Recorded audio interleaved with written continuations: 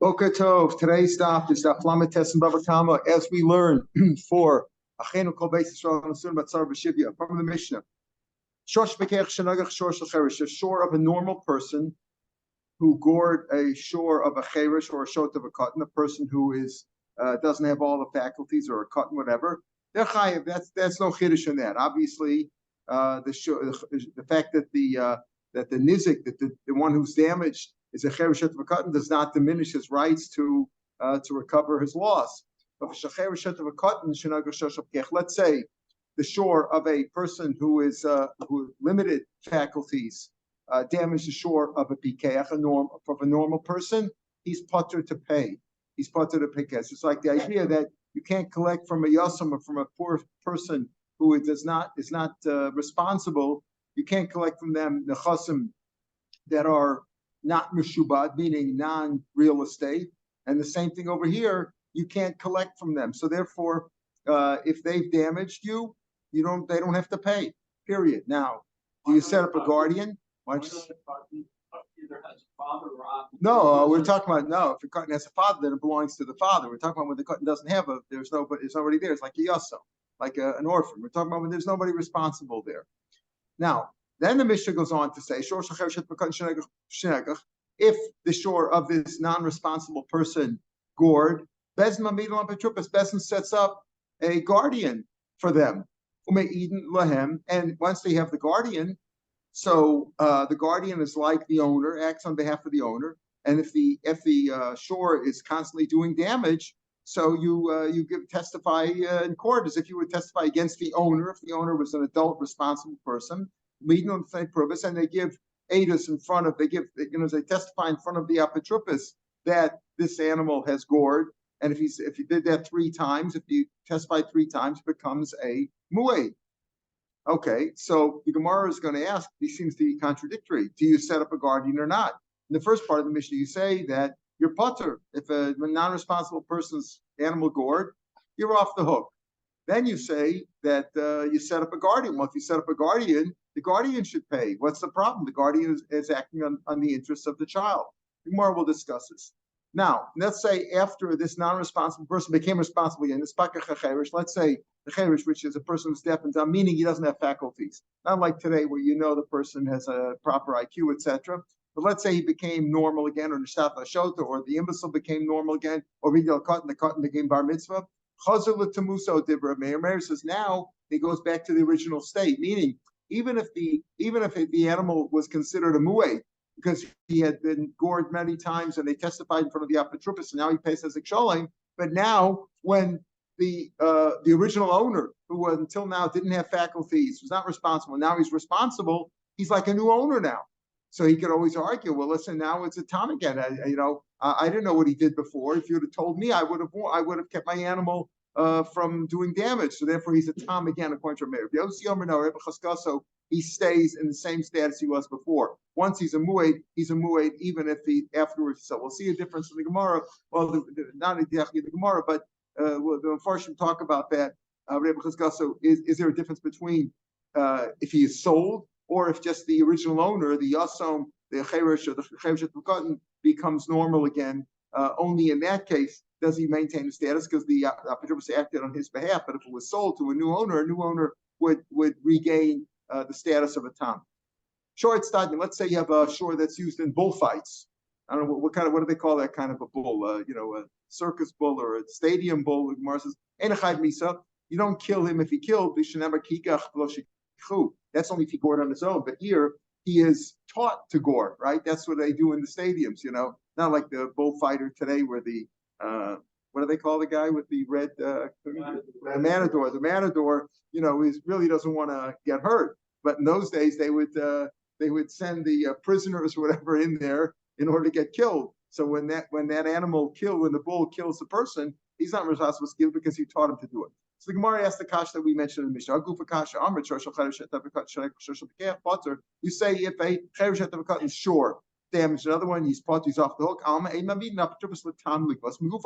You don't set up apotropos. In other words, when you say you have a cherish b'katan, so you set up an apotropos. Do you set up an apotropos to collect from a tom? Tom you collect from the guf, right? The chatzin has a guf. Do you set up a tam? Mashma, you don't, because it says he's potter. Alma, ema midna petrubas latam, for a tam ligvas migufa, to collect from the animal's own body, from the body of the animal. Ema, that's what we see in our Mishnah. We're going to see it's in machlokas, but our Mishnah holds ema midna petrubas latam ligvas migufa. Now, even if you have an apetrubas, let's say you have an apetrubas, he said there's a chevshet mekar, who's going to take care of his assets. So you have an apetrubas, you have a guardian. If the animal damages the first time, but the second time, the third time, would you be able to collect the chatzi nesek? No. Rashi explains, Rashi's far is because that we don't collect. Bezin does not seize the property of a cotton unless it's karka, as we'll see. So that's what you say in the Reisha. And the Sefer says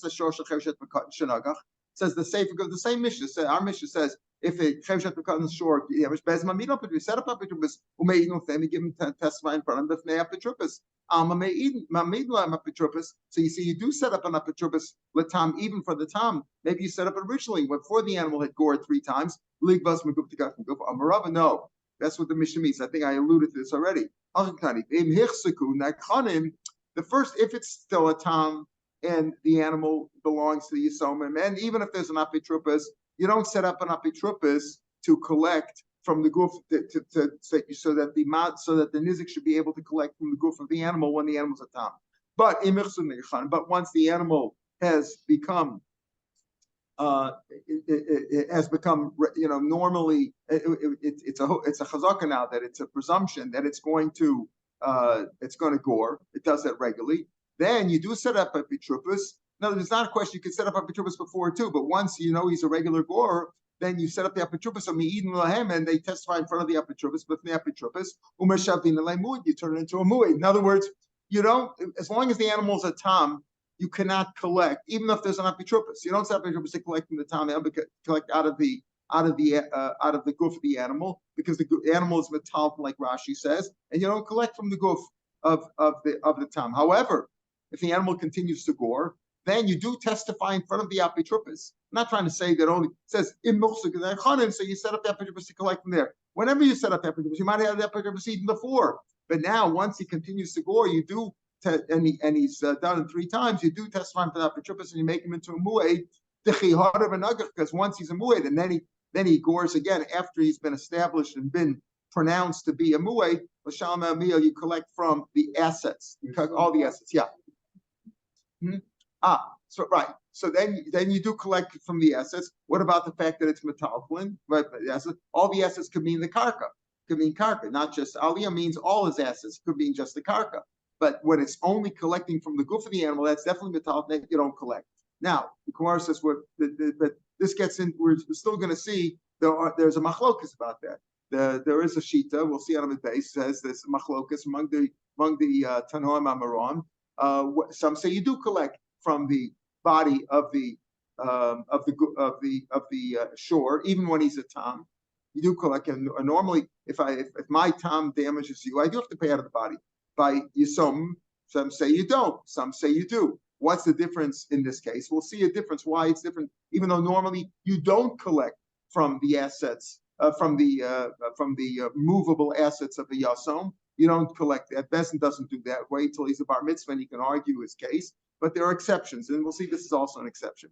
Now, it says there, once he's a mu'ed, you collect from the assets. Me'aliyah. Me'aliyah, who? Do you collect from? Rabbi Yochanan, that's not Rabbi Yochanan, Rabbi Yochanan, collect from the assets of the Yisomim. We'll see why, right? Even though we just said you don't collect from the assets of the Yisomim, let's karka. But he says he collects from all the assets of the Yisomim. Rabbi Yochanan says Me'aliyah Petrubas, not from the Petrubas. It says, Rabbi Yochanan really say collect from the assets of the Yisomim. Like we just said in Ravasi, you don't seize the movable assets of a Yasom unless they're being consumed by interest. In other words, let's say the father had an outstanding loan from a goy, and he's paying the goy interest, and the interest is building up. And if you don't repay the loan, the interest is going to keep building up. So only in that case do you. Otherwise, you don't seize. Rabbi Yochanan explains, either a shtar that has rivers in it, let's say the man has died, left an almana, and she's entitled to eat from the assets of the Yisomim until they pay off her ksuba. So here also, maybe you're better off paying off the ksuba, that even from the assets of the Yisomim, in order not to build up that. Otherwise, the alman is going to keep collecting. So what do you see? Rabbi Yochanan, you don't collect from the assets of the Yisomim. So how can you say over here that Rabbi Yochanan says you collect from the assets of the Yisomim? So the Gemara first wants to say Eipach. Let's turn it around. Rabbi Yochanan says you collect from the assets of the Apitrupas, even though he can recover them later, but you collect from the assets of Apitrupas. Yosef says no, but Elias says some. Yosef is the one who says he collects from the assets of the Yisomim. But saying that you collect from the assets of the Yisomim is still a problem, right? Amarava Mishum the Kashal Rabbi Yochanan, just because you have a steer in Rabbi Yochanan, Rabbi Yochanan says you could collect from the assets of the Yisomim in this case, and normally says you don't unless there's ribbis or you got to pay up for subsisha. So Mishabas on Rabbi Yosef Chanina Torah, you're going to tell Rabbi Yochanan, you're going to say Rabbi Yosef Chanina is the one mistaken and says you can collect from the assets of the Yisomim, even though that goes against halacha. Rabbi Yosef Chanina Daina, he's a judge. And below commoners, he wouldn't say that you can seize the assets of Yisomim, the immovable assets. He wouldn't say that. Because he's a judge, he delves into the deep understanding of the din. He wouldn't make such a mistake. Don't turn it around. Umazik shiny. Yes, normally Rabbi Yochanan holds like Rabbi Yosef. They all hold you can't seize the assets, the movable assets of Yisomim. You don't do that. However, it's different over here in this case of Mazik. Why? Umazik shiny. Mazik shiny. When he did damage, it's different. When you're talking about the Yisomim's Shiur did damage, is different. Why can you collect from the Yisomim? If you say collect from the Aliyahs, if the Apotropos has to cough up his own money to pay for these assets, then they won't become Apotropos. Who wants to be an Apotropos? Who wants responsibility? What do you gain for it? Nothing. All you have is losses. Oh, well, I'm going to be the Apotropos now. I have to pay for his animals damaging. Why? Who would want to take on the job? So therefore, it's different in this case. Yes, normally an Apotropos is there to protect the interests of the Yasam, of let's call him the Yasam, or somebody who's not responsible. But over here, if you tell me that if I'm the Apotropos, I'm going to have to pay for the damages of the animal that he did, rather not be an Apotropos. So therefore, the rabbi said, okay, you know what? Once he's a mu'eh and you have to pay, again, our Mishnah holds that a tam doesn't have to pay. The tam of a chayzer doesn't have to pay at all. He's off the hook. But once he's a mu'eh, you have to pay. The Apotropos will say, if I have to pay, I'm not becoming the Apotropos. So therefore, we collect from the assets of the Yisomim.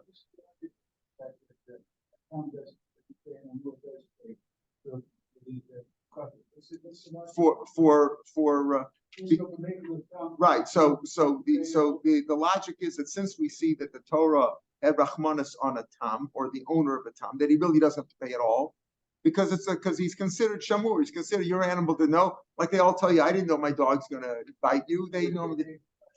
So the Chatzinezik is a knas just to be a little extra careful. But basically, the Torah gave Rachmanis and says you really don't have to pay. And if you do pay, the only thing that we tell you have to pay is a knas, and you can get off the hook by being motive knas and pater, and you can only pay out of the goof of the animal. They can't come after your assets. The Torah was very makel when it comes to a tam. So therefore, we say the rabbi said also if the tam belongs to a cherishot of a katan, don't collect from there because they're not responsible. So we see the kula goes along. That's the svara there. The other svara is that that it doesn't make any difference, as we'll see. Rabbi Yosef Chanina says, despite the fact that we just gave that answer, Rabbi Yosef Chanina says, he says that when the animals are mu'ed, you collect from the assets of the Apotropos, and the chos were in the from, and you saw them godly. Right, and when they get old, it's not a problem. And so you're not asking the Apotropos to cover the damages of his charge, right? The one that he's taking care of. You're not asking to do that. You're asking just to lay out the money now, and he'll collect it later on once the Yisomim become gedolim, and they can pay out of. Then they can pay. They can return the payment. So that's what the Mishnah said so far. Now, though, you said what's the logic behind it? There's really a machlokas, right? Like it's a good kasha because there's others who hold you do have to pay. Gufa this question. Our Mishnah just said that for a tam, doesn't have to pay at all. Even if there's an Apotropos, he doesn't have to pay. Once you become a mu'eh that you've testified in front of the Apotropos, then you have to pay, right? And you pay. So either the Apotropos lays it out and he gets repaid, or you take it out of the Yisomim because otherwise people won't want to take on the job of being an Apotropos. But this question itself, does a tam pay at all? That's machlokas. The Tanya. Here's a machlokas. Let's say the owner was deaf and dumb, meaning deaf and dumb in the sense that he didn't have faculties. We're talking about an irresponsible person who's not responsible, or he became imbecile. or he doesn't say over here a child, because you don't become a child. The owner can have a head injury and can become senile, can get dementia or whatever. A child is a child. You can't go become a child again. But we'll see when he gets older, he's not a child anymore. Or the owner had to go overseas suddenly. There's nobody in charge of the animal. It's only children or whatever. So Yehuda ben Akusam says the name He's a tam. He's a tam until they give testimony, until it becomes a mu'ed. He's a tam. In what sense is he a tam? We're not sure yet. You set up an apotropos for them, and you give testimony in front of apotropos. You don't say he's a tam until you can give testimony in front of the original owner. It sounds like Chum say no. You set up an apotropos. Okay, and then reverse. What happens when he becomes normal again? They become normal again. Either they had diminished faculties and now they regained them, or the cotton became a gadol, or or the owner came home. Then he says he becomes a tam again. And he becomes a tam again, because now it's like, I didn't know what was going on while I was away, or where I didn't have my faculties. It becomes a tam again. That's like Rav Meir in our Mishnah. Right? And remember, Simcha is the Talmud of Rav Meir, so it makes sense. Rabbi Yossi Omer, Harei b'chaskas. Rabbi says no. If once he's a tam, once he's a mu'ed, he's a mu'ed. Now, so we had a seeming machlokas. We're not sure what the machlokas is between the Tanakam and the Chachamim Omrim. What the Tanakam, Simcha said, the Tanakama said, the animals are tam until his testimony. Chum say you set up an apotropos. Then we say, once it becomes normal again, does he become a tam again or not? But once it becomes normal, implies that he was does he go back and become a tam again? Right? Once it becomes normal, or the child becomes an adult, or the owner returns, do you say he goes back and becomes a tam again or not? That implies that he was a mu'ed, right? That he was a mu'ed. Now, here says Amri, my harei. So what do we mean when Simcha said harei he's a tam? What does that mean? Saying the owner is irresponsible, or is not here, or is a cotton, or whatever. He's a tam until you can give testimony in front of the owner. Does that mean he never becomes a mu'ed? But the Sefer says chazlo tamuso. He had a machlokas between Sumchas and chazlo tamuso and Rabbi Yossi. Does he go back? Does he revert once the owner becomes back, or becomes normal, or the child goes up? Does he revert and become a tam again or not? That means that he was a mu'ed. So you can't say that Sumchas means. Sumchas says originally says, if the guy's not normal, if guy's abnormal, he's not here, doesn't have his faculties, the animal's a tam. Then if the owner comes back or becomes normal again, he goes back and becomes a tam. Says Sumchas. When he goes back, that means he was a mu'ed. So you can't say that when he says in the Reisha that he's a tam, harei b'tamusa, he stays a tam, not forever. Even many times he said he did become a mu'ed. Elamai harei b'tamusa. What does it mean? Harei b'tamusa do machasrinale means this: he's a tam that we don't take any money out of him. We don't diminish his value. We don't diminish what he has. The animal is worth, like we talked about, a $200 animal. So you normally pay for the tam $100 out of the animal. You don't take that away. That's what he means. Harei b'tamusa, meaning you can't collect. You can't collect for we don't set up an apotropos like our Mishnah says. You don't set up apotropos to collect out of the goof of the animal if the real owner was a cherishat of a cotton. That's what it means. Harei b'tamusa do machasrinale alma eina mit apotropos latam ligos megufo, like we saw in our Mishnah. The Chachamim say no. Mamin apotropos. You do set up apotropos, and you maiden lahem and maiden lahem. You testify for them. You testify in front of them. The first 3 times that their testimony against them he pays the chatzi nezik out of the goof of the animal. Like you want to say, there's no difference between a cherishat of a cotton and anybody else. You have to pay. If the animal damaged, the apotropos will take care of paying it. Okay, so that's the machlokas. We see this is a machlokas. Do you pay? Our Mishnah goes like sumchas that you don't pay, and the other opinion, the chum, is no, that you do pay. The safe might play. What's the machlokas in the seifa where he said it returns?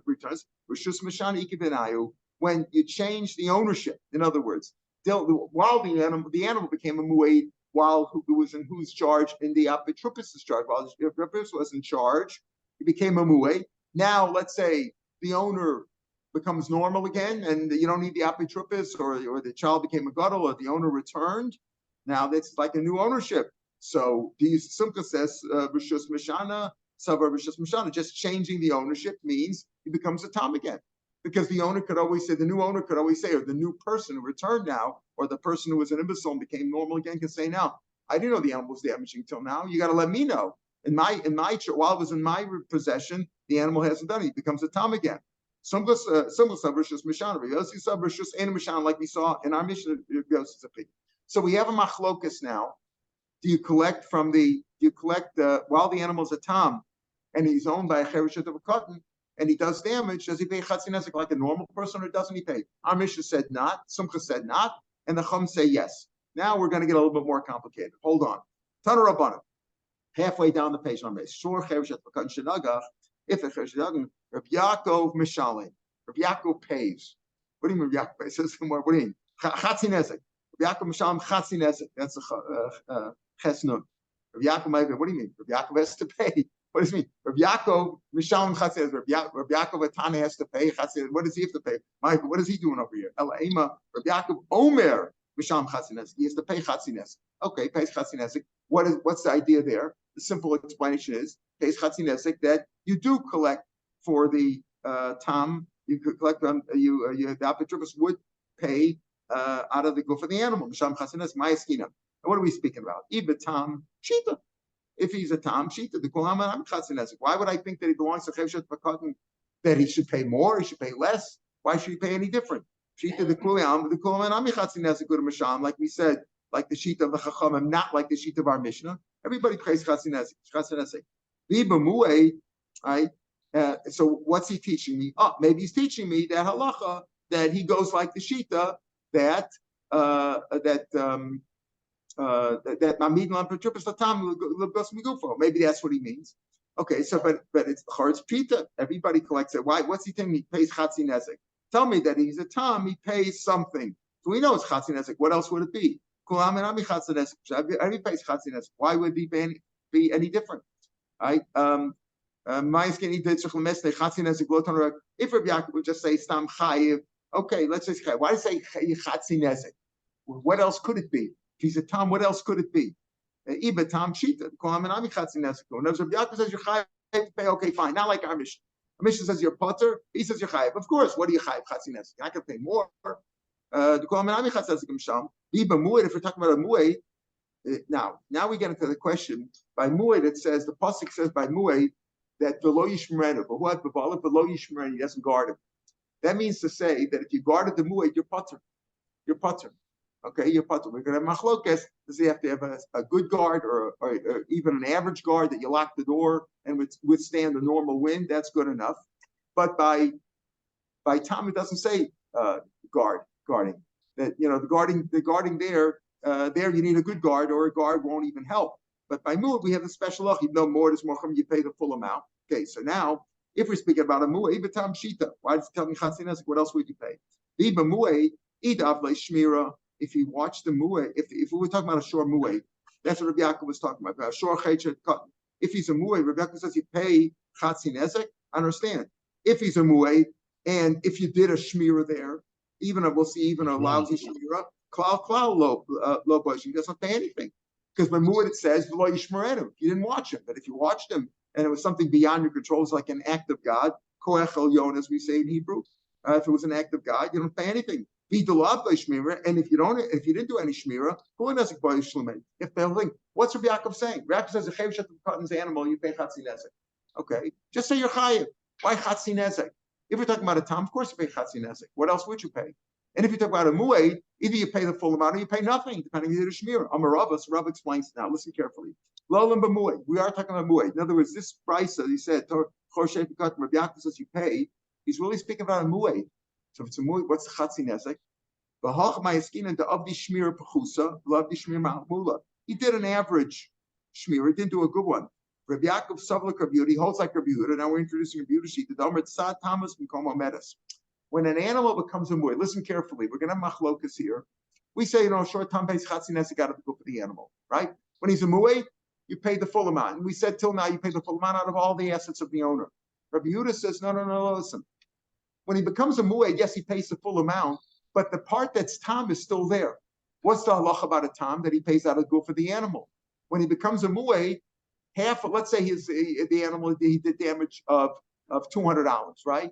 Right. So he has to pay the $200. But the first $100, the chatzi nezek, he has to pay is out of the goof of the animal, out of the goof of the animal.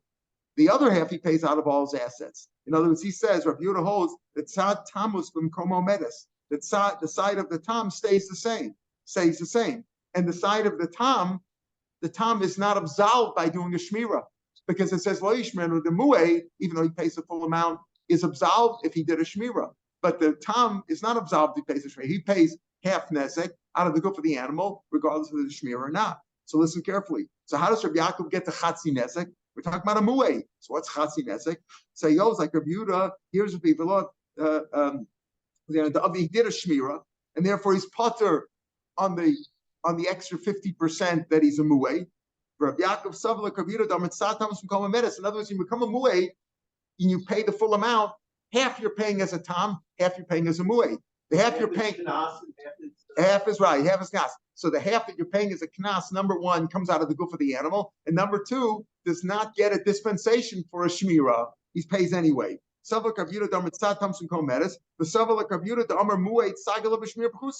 enough mu'ed. You're not going to pay the full amount. Why? The extra 50%, the second 50%. Why? Because he did a shmira. The Savalik Rabbani was like Rabbana Damer Mabidna Patrubis Latam Ligmos Vigufo. Okay, he also said you do. Rabbi Yaakov holds like the Rabbanan, we said before, that you do pay for the time out of the good family, even as Chev Shatukad. If he's Modi, he wouldn't pay anything. If he's Modi, he wouldn't pay anything, right? Because no, if he's Moda, because Moda Kanas is Potter. Yeah, he wouldn't pay anything. No, the half of the mu'ed he doesn't pay because there was a shmira there. He guarded it. Shmira. The second half he wouldn't have taken as a shmira. And if it would be Modi, he was potter on the whole thing. We're not talking about he was Moda. We're talking about where the plaintiff brought him to court and demanded it. He said, you have to pay half. Why? The animal's a mu'ed. He had an apotropos, and he was warned 3 times, and he's a mu'ed.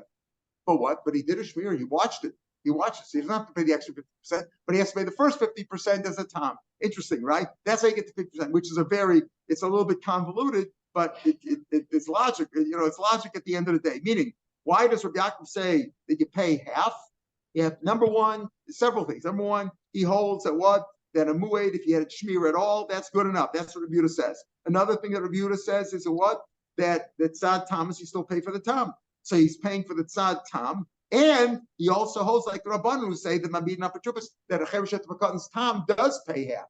Not like our Mishnah. Our Mishnah says a Chereshet V'Katan if the tam doesn't pay anything. So what are you saying? That he holds like a Yehuda in all these aspects? He holds like a Yehuda that Shmira is good enough, right? Or he holds like a Yehuda that tzad tam sounds like a Yehuda that Shmira is good enough. And he holds like the tzad tam that when you pay a mu'ed, it's not 100% out of all the assets of the owner. It's 50% as a tam, 50% as a mu'ed. It's no machlokes. We learn. We have another price. The second price says shoshal chav shatav v'kat nishanag for Yehuda machayev. Yehuda says Yechayev. Rabbi Yaakov omer chatzi nezek or mishalim. Sounds like a machlokes, right? What does it say? Chayev shatav v'kat shenagach. Where's that noise coming from? Huh? Yeah. Okay, just gonna mute. Yeah. Okay, let's see. Okay, let's see. Okay, we muted it. Okay, let's see what happens now. Okay, good. Let's see. Good. Maybe South Africa. So wait a minute, wait. So he said he goes like a Yehuda in all these aspects, right? We have machlokas. Rabbi Yehuda says you're chayiv. Rabbi Yaakov says no, you're only chayiv a half. Sounds like it's a machlokas, right? Yeah, you have Rabbi Yehuda and you have Rabbi Yaakov. Rabbi Yehuda says you're chayiv. Rabbi Yaakov says you only have to pay half. So we're going to see 2 answers to this. One is Amarav Barula, and others Abai saying it's machlokas. You have a Bryce here which says Rabbi Yehuda, and then it says Rabbi Yaakov. So Amarav Barula Mash Machayev Rabbi Yehuda Pirish Rabbi Yaakov. He says a very simple answer. He says, you know what? Rabbi Yaakov says you're chayiv, and then Rabbi Yehuda says you're chayiv, right? It says Rabbi Yehuda says you're chayiv. Rabbi Yaakov says, how much are you chayiv? Chatzi nezek. In other words, Rabbi Yaakov is simply explaining Rabbi Yehuda. So according to the first answer, we're saying over here, Rava said, what did Rava say? Rava says Rabbi Yaakov goes like Rabbi Yehuda, then we're talking about a mu'ed, and there was shmira, so you don't have to pay the extra 50%. You pay the first 50%, and you do pay even that of a chereshet v'katan. You pay not like our Mishnah. Okay, so I seems a machlokas. That's what Abai said. So machlokas says so. The answer is to Amar Rabba Ba'ula. Masha Machai Rabbi Pirush Rabbi we simply explain it. Rabbi simply explain there's no machlokas. Well, if I don't complete my now Abai says there is a machlokas here. There is a machlokas, and we said, remember what Rava said. There's no machlokas. Rabbi Yaakov is going like Rabbi Yehuda, and we're speaking about a mu'ay, and he holds that what just like Rabbi Yehuda holds that what that a shmir, a lousy shmir is good enough, and therefore there's no mu'ay over here. And the tzad tamah stays where it is, and he pays because he goes like our Mishnah. He holds like the Rabbanan that you do pay for the tam for a chev shet v'katan out of the goof of the animal. Listen to this. But mu'ed, he also says it's speaking about a mu'ed, but for low natural cloud, it wasn't guarded at all. Wasn't guarded at all. Rabbi Yaakov suffered like Rabbi Yehuda only in one aspect, not the other one. Okay, you still pay for your tzad tamus. You pay for the tzad tamus. Rabbi Yaakov in other words, Rabbi Yaakov clearly says you pay half, right? It says it in both prices. But he says over here, Abaya says, Rabbi Yaakov says you pay half, but you know which half? You don't pay the half, the mu'ed half, the extra 50%. He goes like Rabbi Yehuda, not like Rabbi said you pay the tam. No, he goes like Rabbi Yehuda says what? Rabbi Yehuda says that you pay, that tzad tamas stays where it is. And according to this, Rabbi Yaakov says no. Rabbi Yaakov holds like our Mishnah, a tam of a chereshet v'katan doesn't pay at all. Again, Rabbi Yehuda says tzad tam stoma medes. He holds like him there, yeah. Rabbi Yehuda says mabin lapetrupas letam ligbos megufo. And therefore, listen to this. Explains Rashi. According to Rabbi Yehuda, who says you pay the whole amount, you know what you pay the whole amount? Half from the tam, half from the mu'ed, right? You pay half from the tam, and you could collect out of the goof of the animal. Again, out of the goof of the animal. The nafkamin, of course, would be if you hold that. Let's say the animal wasn't worth much. Let's say the animal that did the damage was only worth $5, right? And you have to pay $200 damage. So the second $100 you pay out of your assets. The first $100, all you can take is the $5 out of the animal. That's all you can take, right? So Savar may be like Rabbi Yaakov Savar ain't meeting below Mishal Mela Palgadamur. You pay the half of the mu'ed. So according to both these answers, Rabbi Yaakov says clearly you pay Chatzin Nezik, but according to Rava, the Chatzin Nezik is up the top.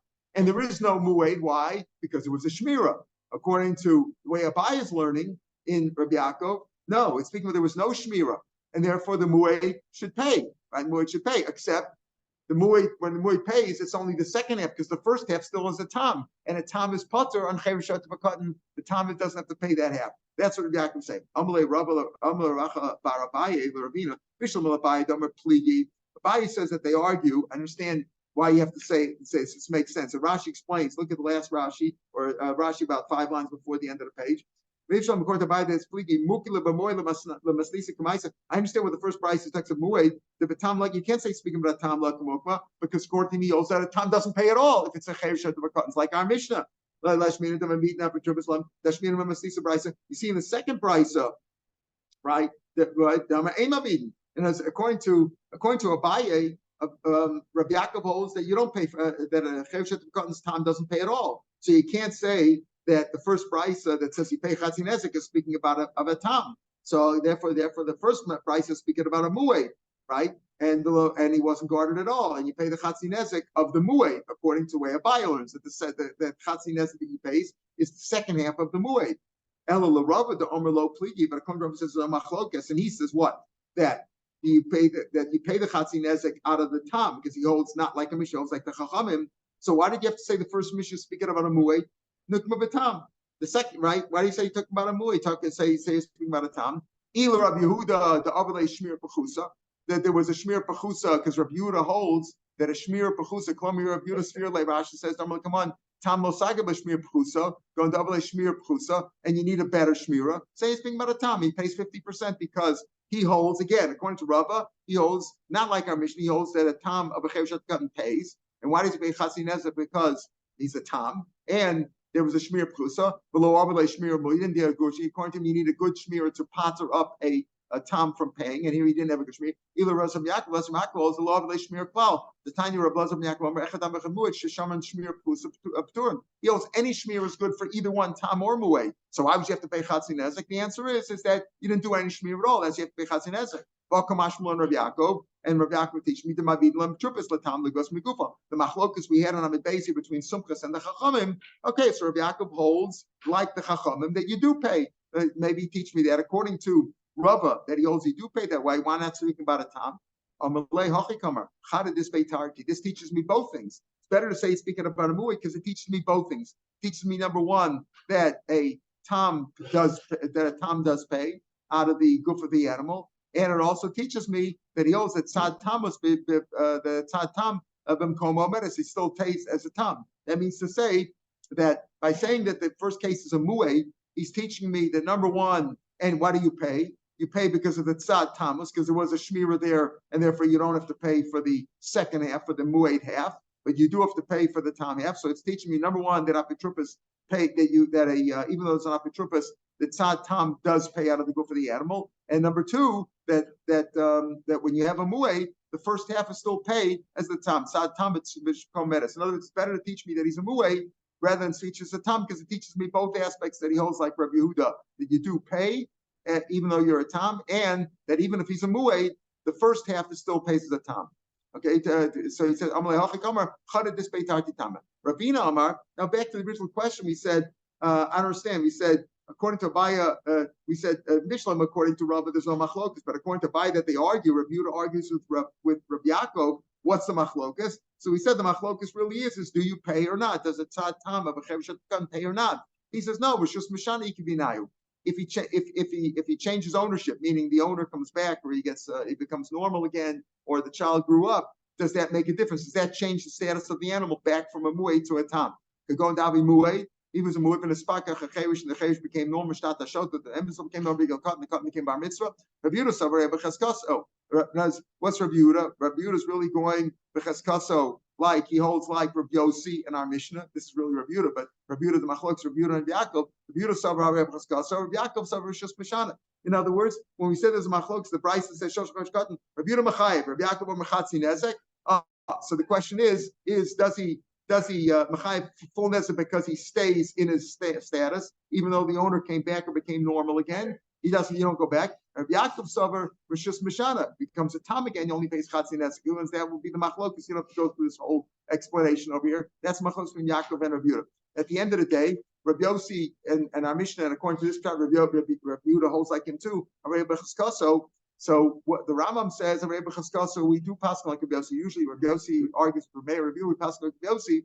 But in this sense, maybe only over here, because the apotropos is guarding it for the child, or for the imbecile or whatever. So when the imbecile becomes normal, the child becomes a gadol, or the owner comes back, it's really the same ownership. So if he's a mu'ad, he's still a mu'ad. But it could be that if you sold the animal to a yankel, to somebody else, then he would become a tam. So says the Rambam, then he would become a tam again. You revert. So if you have an animal who's a mu'ad, he's a goring, and you sold the animal to somebody else, he could become a tam again, according to that. All right, we'll pick him here tomorrow. Mitzvah Shem. Chag Sameach. It makes sense if the